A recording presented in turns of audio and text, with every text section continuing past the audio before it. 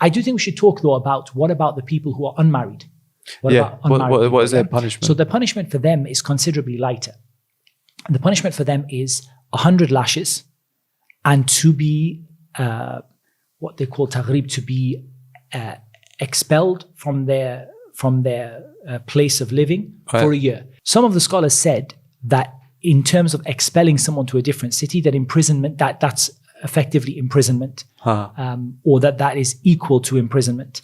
But the 100 lashes, I want to also describe how the lashes, I'm sorry, I really want to describe how the lashes take place. Okay. So the first thing is that the lashing should not be strong enough to cause severe damage. It should not be weak enough that it doesn't hurt. It shouldn't cause any broken bones, and it shouldn't cause any blood to pour out from the person. And the health and the age of the person being lashed should be taken into account. So an old person who's infirm, who's very weak, shouldn't, especially if they believe that the lashing is going to cause them severe health issues after that, it can't be done. It has to go to a different kind of punishment. So again, I personally find this idea of lashing that, you have these ideas of this person, sort of bareback, just being lashed until their back is just a mess of blood, that's not what Islam said. The lashing is meant to hurt. It's not meant to be, it's meant to be painful. But it's not meant to cause lasting injury to a person. So how do you reconcile that with images people have seen from countries implementing this, and they do see images like that? Absolutely. I think that is down to people not implementing the religion of Islam properly. I don't know whether those are Muslim countries or non-Muslim countries. If they're Muslim countries, then a person needs to look at how that is carried out, because this is from what I looked into the statements of the fuqaha when they talked about this, the scholars of fiqh.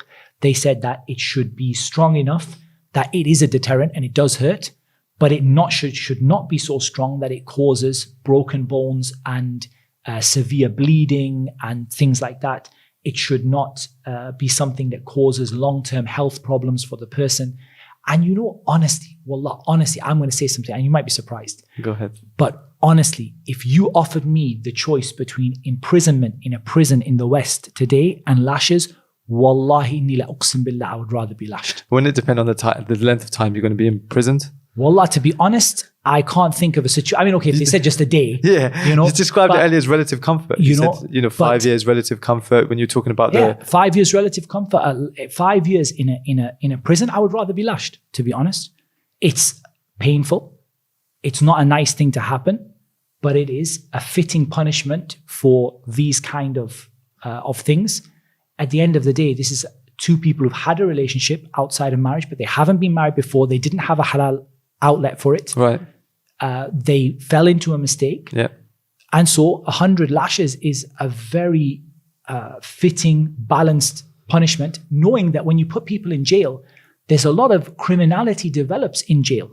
Yeah, when you're putting people unnecessarily in jail because they don't have anything else to do with them. And they're just networking with other criminals. Yeah, I actually know, wallah, it's really sad. And I really believe this. That I know of brothers who ended up going to prison, good kids, who, to be honest, they made mistakes and they went to prison and they ended up coming out as criminals. Yeah. And ultimately we have to have an alternative for that kind of system. It's not the system is not just to incarcerate everybody, just keep locking people up. Lashes are painful, they give a deterrent, but they don't cause long-term health issues for people. It's something nobody wants to be lashed 100 times. Of course. Yeah. People are going to I do not want that. I would never want that to happen to me.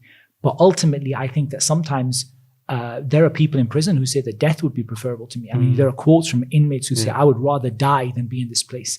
And I think that the answer of just imprisoning people constantly is something that is actually, in a way, more harmful to those people and less beneficial to society, sometimes than an issue of lashes, which is obviously also a punishment for example, substance abuse, alcohol, and so on.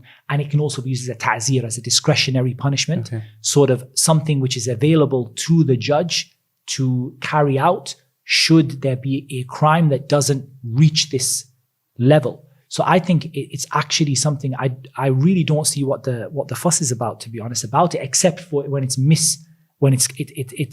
done inappropriately or it's not carried out as it should be.